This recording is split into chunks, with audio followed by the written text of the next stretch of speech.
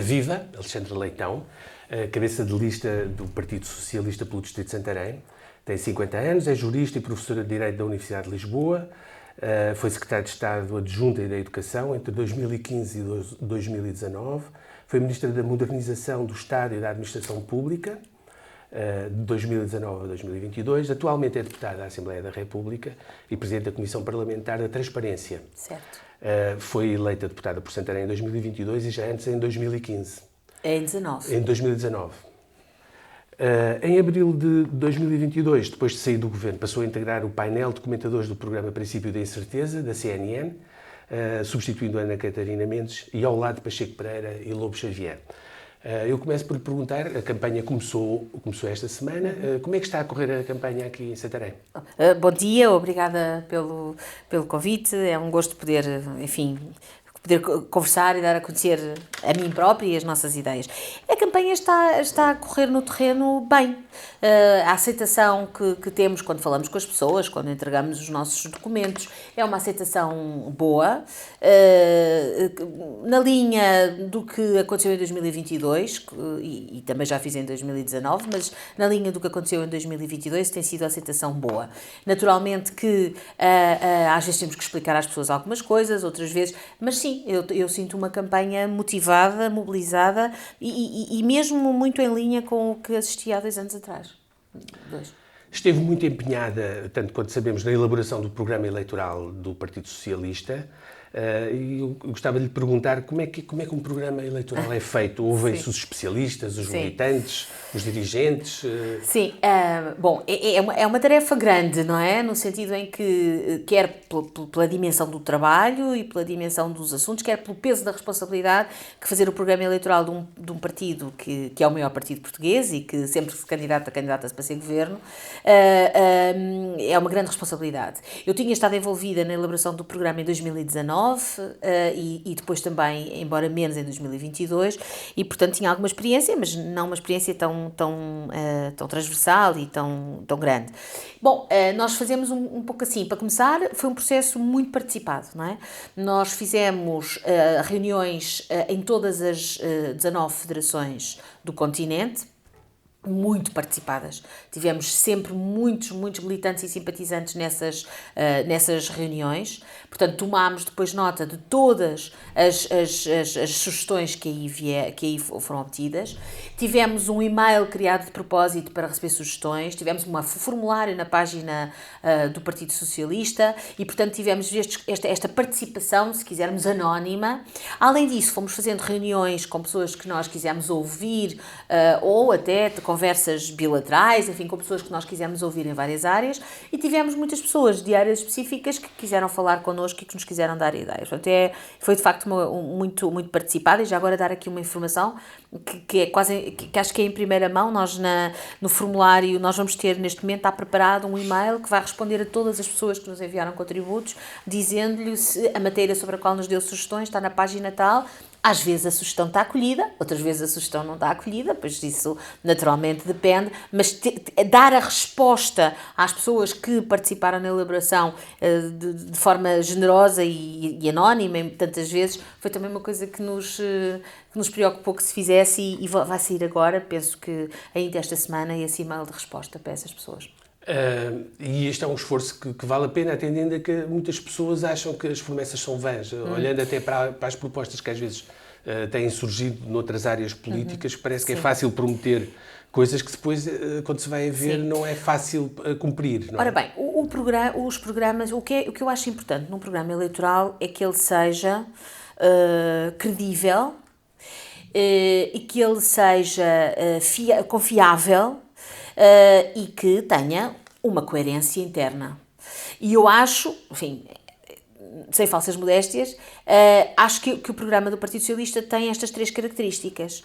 É um programa coeso, que tem uma visão estratégica para o país, não é por acaso que a primeira está construída em função, para quem não viu ainda, em função de 5 missões para o país. A primeira missão é a que tem a ver com o desenvolvimento económico, que congrega em si vários aspectos que vão da economia em sentido estrito, aos rendimentos, às infraestruturas e até à energia também.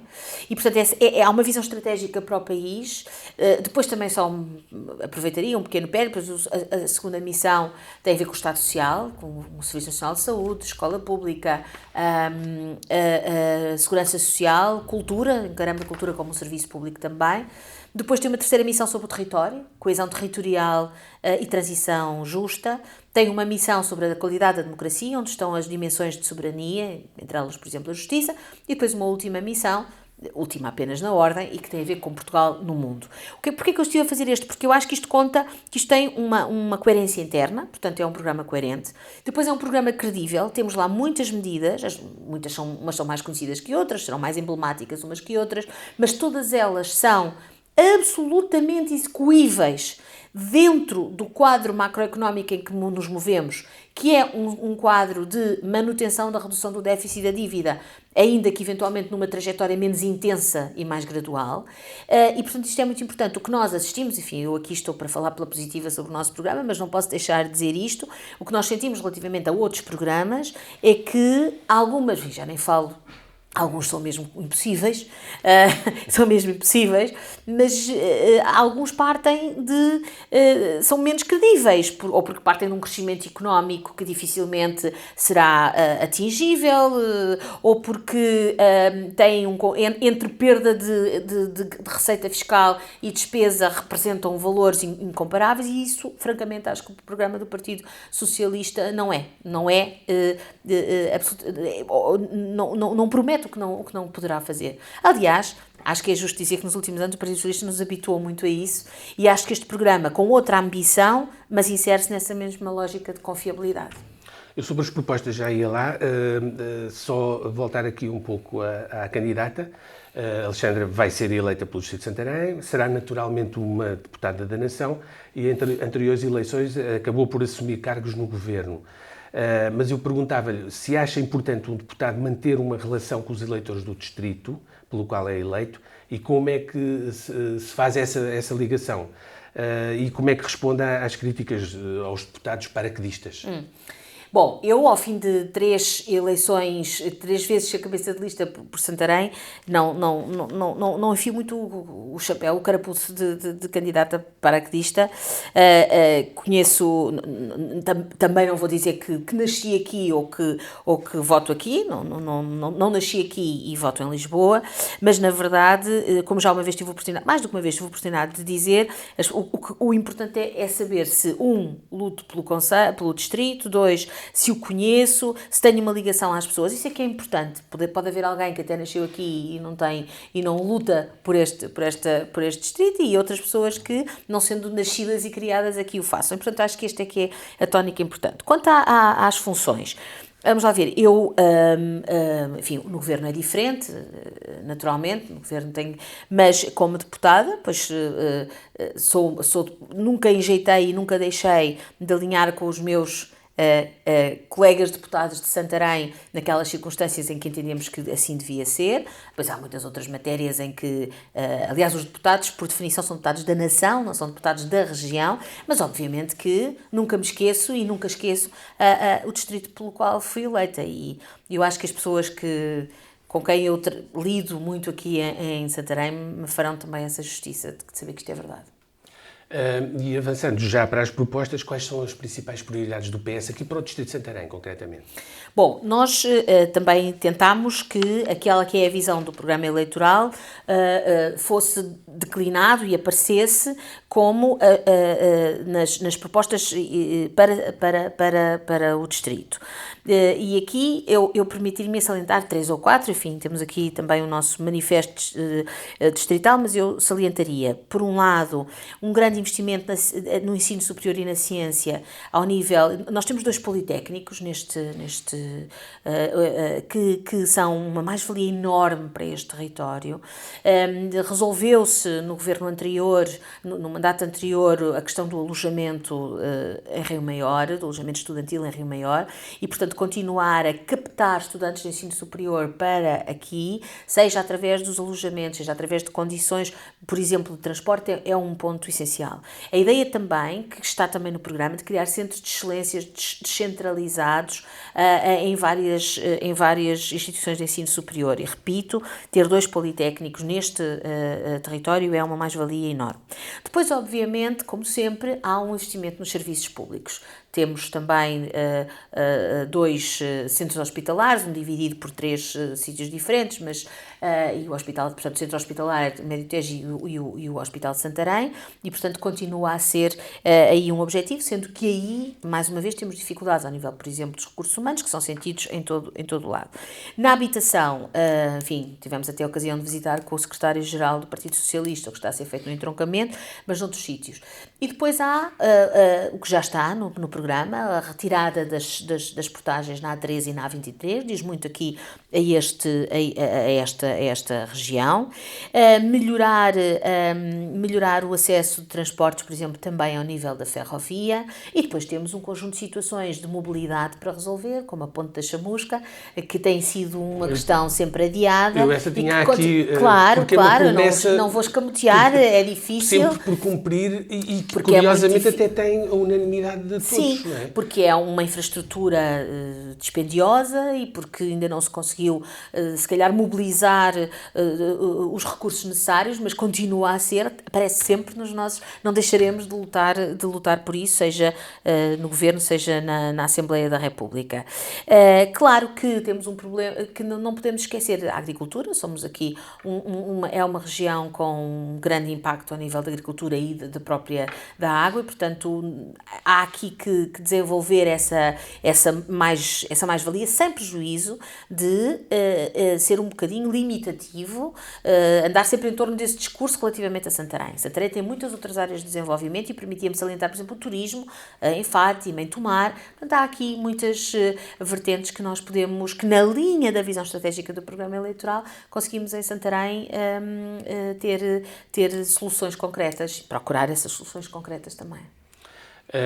Eu agora estava-me a lembrar da questão da imigração, que ontem entrou na campanha com o Passos Coelho, a relacionar a imigração com segurança, que já se viu nas estatísticas. Todos os números desmentem essa ligação. Todos os números desmentem.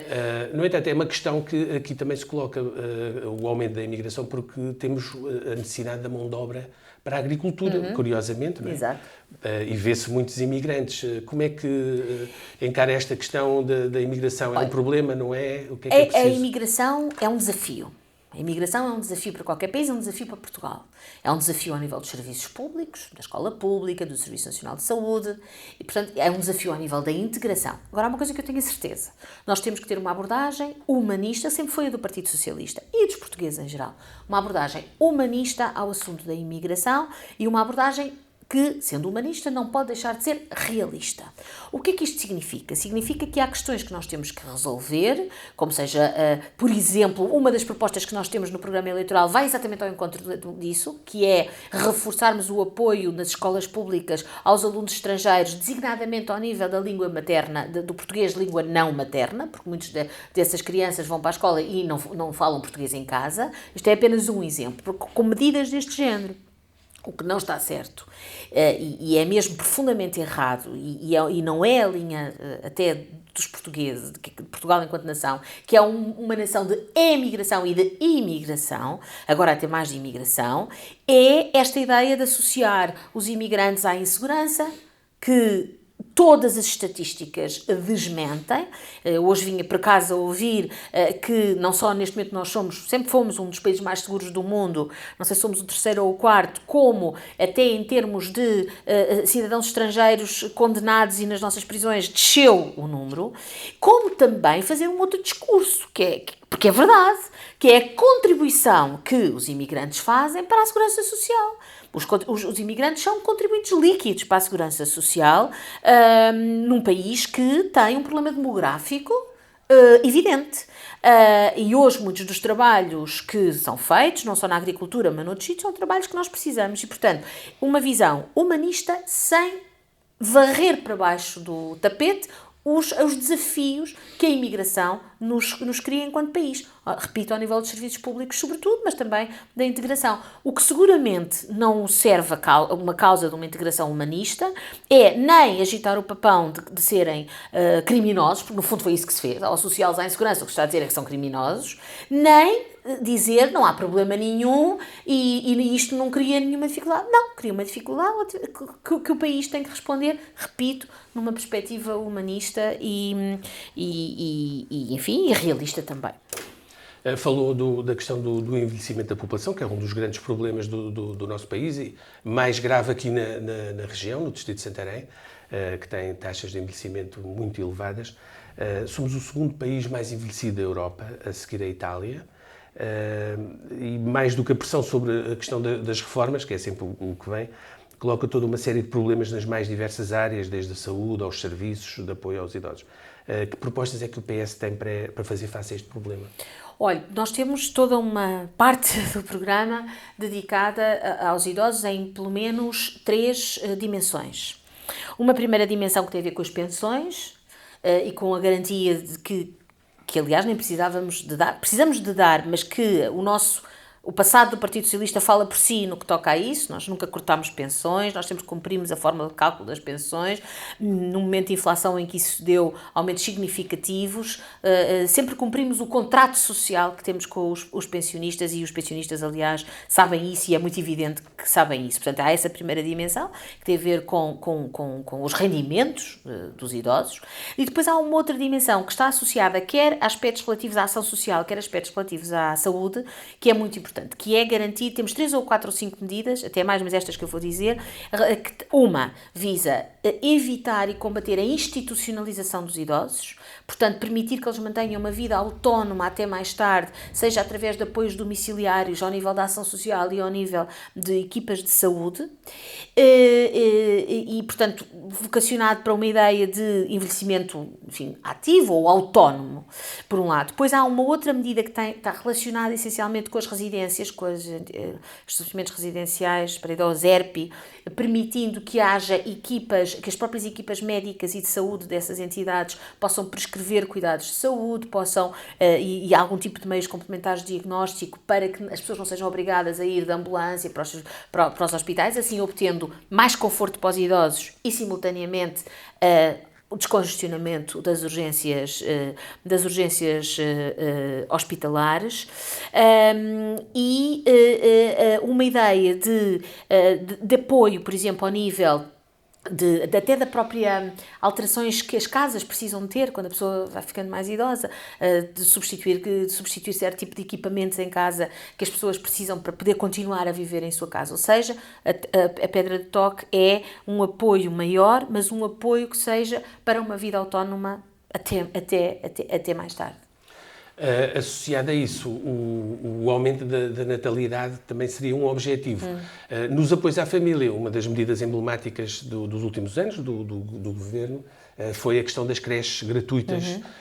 Esse programa é para manter, para aumentar, e que outras medidas de apoio à família e à natalidade? Aquilo que o Partido Socialista tem sempre dito, e eu revejo muito nesta frase, é a ideia de que o Estado deve tentar providenciar as condições às pessoas para terem o número de filhos que querem ter.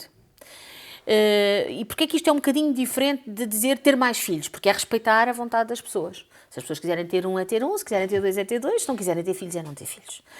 E, portanto, nós temos que combater o inverno demográfico também pela via da natalidade, mas também pela via da imigração. Mas dentro desta linha fundamental de permitir, de dar condições às pessoas para ter os filhos que querem ter, admitindo que muitas vezes não têm um segundo ou um terceiro filho por circunstâncias de apoios, de rendimentos, etc., um dos aspectos fundamentais é exatamente a questão da rede de creche gratuita. Naturalmente feito com o apoio, em primeiro lugar, do setor social e depois também do setor privado, e a ideia é reforçar por forma a ter uma cobertura o mais total possível. Mas também uma outra coisa que está pela primeira vez no programa eleitoral do Partido Socialista, que é a gratuitidade também do pré-escolar. Ou seja, garantir, no fundo, uma gratuitidade dos 0 aos 18. Dos 0 aos 3 anos nas creches, dos 3 aos 6 anos no pré-escolar, público em primeiro lugar, mas também, se necessário, com recurso ao social e ao privado, e depois, dos 6 anos aos 18, na escolaridade obrigatória, que já hoje é gratuita. O que é que isto implica?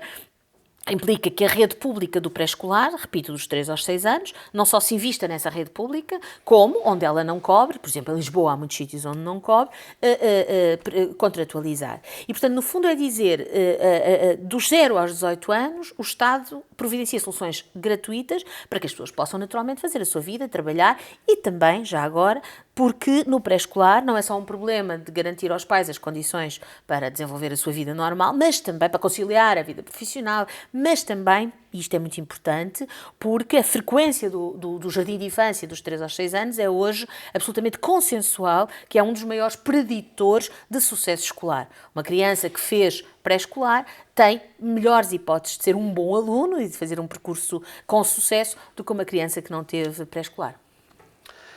Neste programa eleitoral, o PS avança com algumas propostas que me parece que representam uma mudança em relação aos governos de António Costa. Por exemplo, a proposta de manutenção de saldos eleitorais em equilíbrio, ou seja, sem déficit nem excedente. É o reconhecimento que houve uma excessiva preocupação com o déficit nas anteriores governações socialistas? Saldos orçamentais, sim. Sim, a linha, a tal visão, é uma visão de manter a trajetória de redução da dívida e do déficit, redução do déficit orçamental e redução da dívida pública, fazendo, contudo, com um gradualismo, portanto, fazendo, contudo, com uma intensidade que não ponha em causa um conjunto de investimentos públicos que consideramos que é importante fazer. Os governos anteriores do Partido Socialista preocuparam-se muito, e bem, porque era essa a tónica essencial, por exemplo, entre 2015 e 2019, com a questão da devolução de rendimentos. Absolutamente essencial.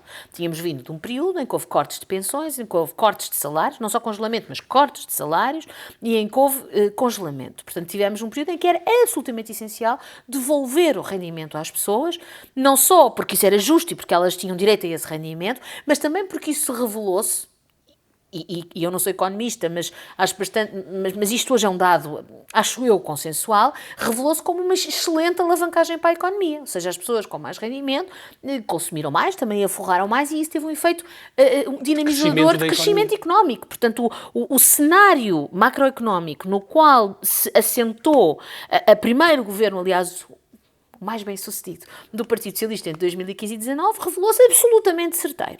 E, portanto, isso foi uma grande prioridade, e já aí, também com muito cuidado, com as contas certas. Depois, tivemos ali um período de pandemia que é difícil, enfim, pronto, é difícil avaliar, ou melhor, é fácil avaliar, porque acho que no fim correu bastante bem, mas que obviamente todos os outros objetivos ficaram um bocadinho ficaram para trás. Tínhamos ali uma urgência, uma emergência mundial que acabou por ser a nossa prioridade, e bem. Mas isto para dizer que agora é um momento que é preciso investir nos serviços públicos. E isso implica que, continuando um esforço de consolidação orçamental, esse esforço possa ser com menor intensidade para que se possam fazer alguns investimentos que, neste momento, são necessários ao nível dos serviços públicos. Por exemplo, a saúde, que é muito caro, não é? Por exemplo, na saúde, enfim, houve um grande aumento. Sendo justo, a saúde creio que aumentou ao longo destes 8 anos, cerca de em mais um terço, o seu orçamento. Continuamos a ouvir... Porque a saúde o Serviço Nacional de Saúde é um barco muito difícil, não é? Porque temos fatores de pressão, ou o próprio envelhecimento da população, que está associado a uma coisa muito positiva, que é as pessoas hoje vivem cada vez mais, há cada vez mais meios de diagnóstico, há cada vez mais meios de tratamento, e o Serviço Nacional de Saúde, eu tenho que dizer isto porque para mim é mesmo, e o Serviço Nacional de Saúde não recusa tratamento a ninguém. O Serviço Nacional de Saúde português é um Serviço de Saúde que não recusa tratamentos caros a ninguém, não recusa, seja qual for a idade dessa pessoa, seja qual for a taxa de sucesso que aquele tratamento tem. Eu conheço casos de pessoas que vêm tratar-se a Portugal, são emigrantes portugueses no estrangeiro e tratam-se em Portugal porque nos seus países já não é, nos países onde vivem, o seu país é este, mas no seu país onde vivem já não é assim. Portanto, é de facto um serviço, é o momento mais alto da solidariedade de um contrato social, que é o momento em que todos nós descontamos e pagamos impostos para que alguém que tem uma doença muito grave gaste ao Estado 500 mil euros para se tratar, 1 milhão de euros para se tratar, e esse tratamento não lhe é recusado. E é para aí também que vão os nossos impostos. E no momento em que nós tirarmos esses impostos, de algum lado vai ter que se tirar. E, portanto, este governo, o governo que agora acaba, investiu muito mais em saúde, mas é preciso continuar a fazer mais. Sobretudo, é preciso, do ponto de vista gestionário, tirar a pressão de um Serviço Nacional de Saúde que ainda é muito hospitalocêntrico. E porquê que ainda é muito hospitalocêntrico? Porque tem um déficit de resposta ao nível dos cuidados de saúde primários. E, portanto, é ao nível dos cuidados de saúde primários, dos centros de saúde, das unidades de saúde familiar, que é preciso ter ali respostas de proximidade que evitem que as pessoas vão aos hospitais. Quando alguém tem um acidente grave, é para um hospital que tem que ir. Quando tem uma otite, se calhar, não deve ser um hospital que tem. E as pessoas não vão, coitadas, porque querem ir para o hospital. As pessoas vão porque não encontram uma resposta de proximidade e é por isso que a maior parte das medidas que se encontra no programa eleitoral do Partido Socialista tem a ver com esse reforço dos cuidados de saúde primários. À direita, houve-se muito a crítica ao aumento da carga fiscal, quando se refere, de facto, ao aumento da receita fiscal, não é? Isso. Que aumentou por via do aumento do emprego e do crescimento económico. Isso, e das contribuições. E todos à direita prometem agora baixar a carga fiscal. O PS defende a redução dos impostos e contribuições para a Segurança Social.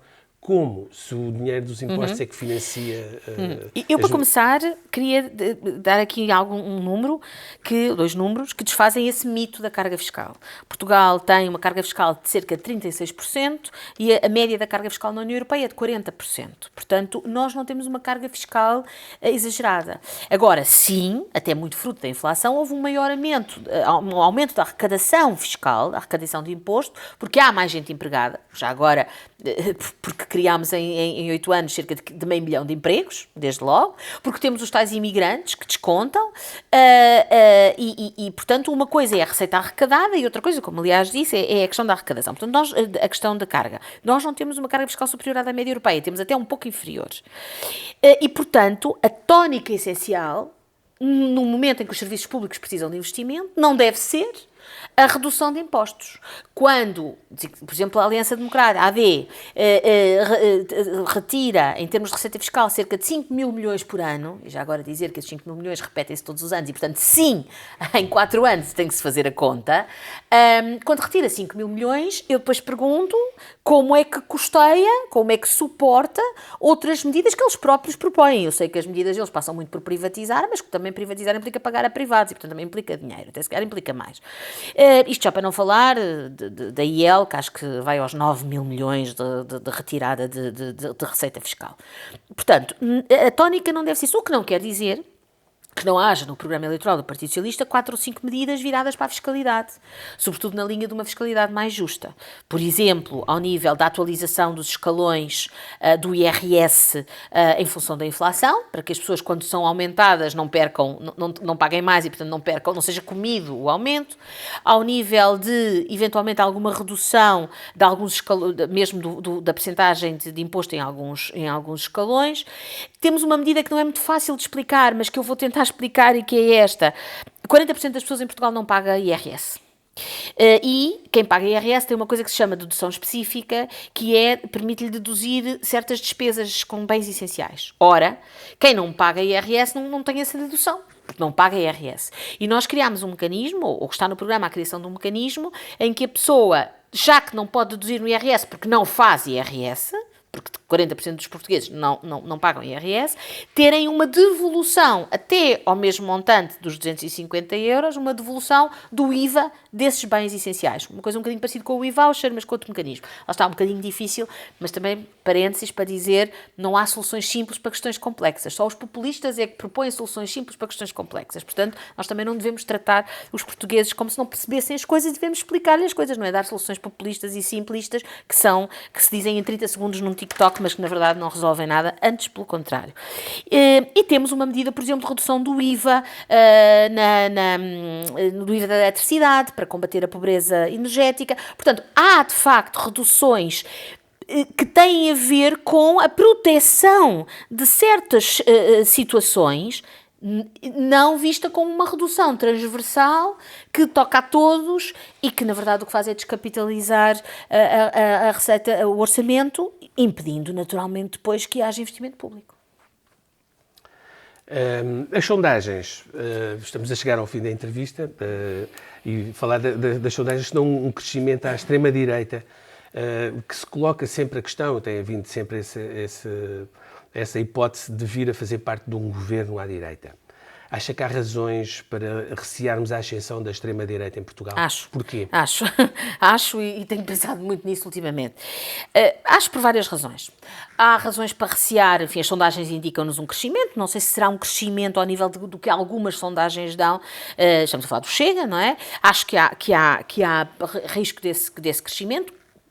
Se olharmos para a Europa, cresceu em toda a Europa, nós temos estado um bocadinho protegidos disso até há algum tempo atrás, mas na verdade há aqui um movimento ao qual Portugal não será imune e, portanto, desde logo há esse contexto. Em segundo lugar, também tem a ver com, eu não sabia o que me ia perguntar, mas com o que eu acabei por dizer na resposta anterior, ou seja, um populista é alguém que dá respostas simplistas para problemas complexos e, como não há respostas simplistas para problemas complexos, significa que estão a enganar as pessoas. De outra maneira de dizer, estão a enganar as pessoas. E Passos Coelho, com o devido respeito, não sendo do Chega e sendo um democrata, não o coloco no mesmo plano, mas quando, por exemplo, associa insegurança à imigração, fingindo que não conhece, porque eu não acredito que não conheça, os dados todos sobre essa matéria, está a fazer a mesma coisa, está a agitar papões, está a agitar medos, e é aí que a extrema-direita cresce. E isso preocupa-me, porque não só as sondagens indicam que está a crescer, como acho uma coisa, e aqui faziam um apelo direto a um grupo de pessoas que não são minoria, são maioria, que são as mulheres. Nós hoje temos o crescimento potencial de uma linha que põe em causa a igualdade de género. Põe em causa a igualdade de género. E eu até estou convencida que pôr em causa essa igualdade de género é um dos fatores em que assenta para crescer. Quando nós temos um partido que continua a falar de expressões como o chefe de família, que defende que a família é a célula fundamental, sim senhor, não ponho isso em causa, mas que o papel da mulher enquanto cuidadora, reforçando o papel da mulher enquanto cuidadora, esquecendo que quer tirar 400 milhões de euros à igualdade, esquecendo que, por exemplo, em Portugal as mulheres nem ganham menos 15% em média do que os homens, ou seja, quando chegamos ali a novembro, as mulheres já não estão a ganhar. Os últimos 3 meses do ano são basicamente à borla porque já não ganham tanto, porque já acabaram a sua divisão por 12 meses, ao contrário dos homens. E atenção, já agora dar uma informação que as pessoas se calhar não sabem, dizer, isso acontece porque as mulheres têm, lá está, funções mais de cuidadoras, menos qualificadas. Não. Isso até as obriga a trabalhar 2 vezes. E mesmo quando são mais qualificadas, ganham menos. Portanto, não é só um problema do perfil de serviço, de trabalho que cada um tem, mesmo dentro de trabalhos comparados, ganham menos.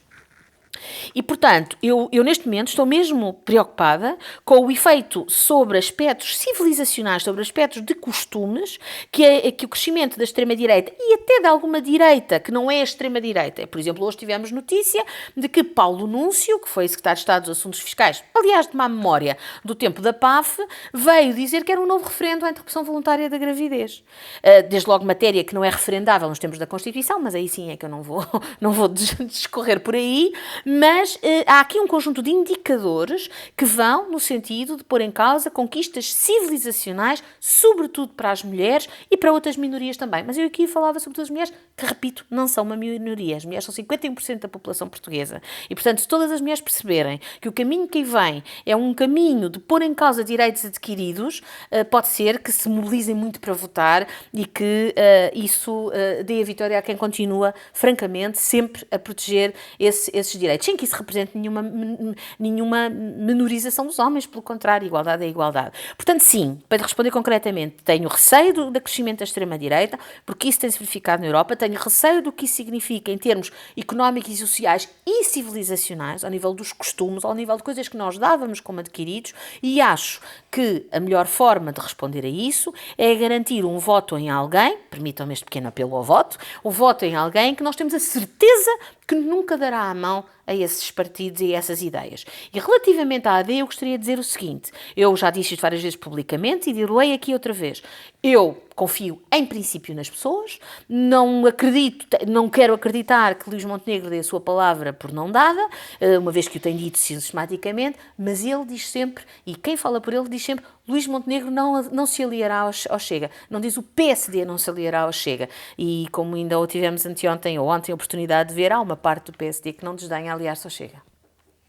Muito obrigado pela sua Muito obrigada, disponibilidade.